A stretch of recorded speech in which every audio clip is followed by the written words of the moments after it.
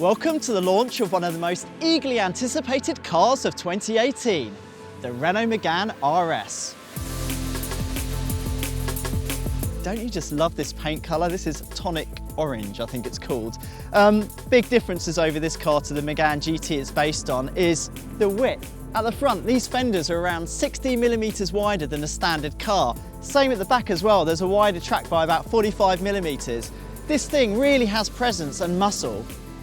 Under the bonnet, the Megane RS has actually been the victim of some downsizing. Instead of the old 2 litre, there's now a 1.8 litre turbocharged 4-cylinder. But it gets more power than the old car. Power's up to around 205 kilowatts and torque's up to 300 newton meters.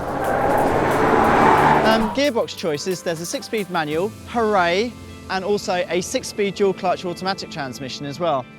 This takes around 5.8 seconds to hit 100 kilometers per hour.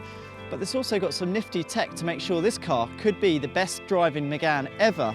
I'm talking about the hydraulic bump stops that are coming off the Clio RS. And also, perhaps controversially, this comes with Renault Sport's 4Control 4-wheel steer technology. And I say controversially because some people have driven it on the Megane GT and don't like it. So this car has a lot to prove. Luckily, we're here in Jerez to find out if this car has what it takes to beat new opposition like the Honda Civic Type R.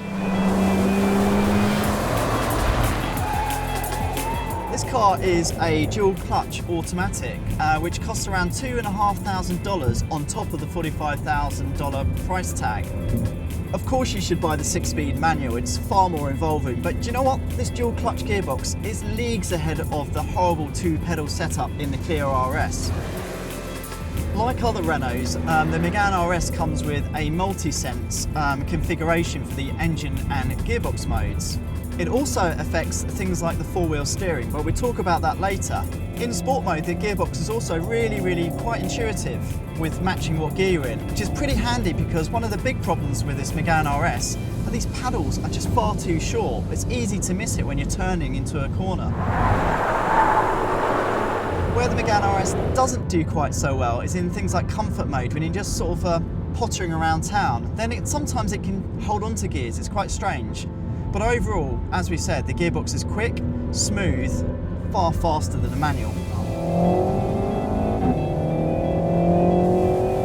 Now, before I drove this car personally, I was really worried that it had the Renault 4Control 4-wheel steer. But after a couple of days driving it, yeah, it's so much better than the setup in the Megane GT, which always feels really artificial. That said, I'm still not 100% convinced. I think we need more time in this car because when you turn into a corner at speeds of less than 100 kilometers per hour and the rear wheels turn in an opposite direction, and then that really pivots the car into the corner and reduces understeer, it still does feel quite artificial and quite eerie. Sometimes it even feels like you're oversteering before the apex, which for somebody like me isn't ideal.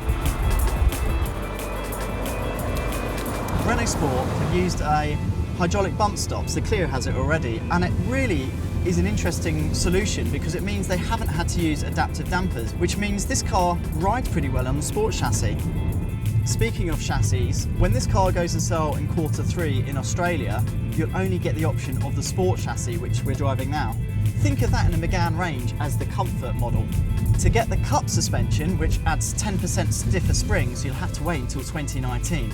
When you opt for the cup suspension in Europe, you also get more powerful brakes, those 10% stiffer springs, and a Torsen mechanical limited slip differential. When you've got this amount of torque going through the front wheels, you've just got to have a mechanical diff. Exceedingly capable on track, keenly priced, and more practical. It really does feel that Renault Australia has a winner on its hands with a 3rd generation Megane RS.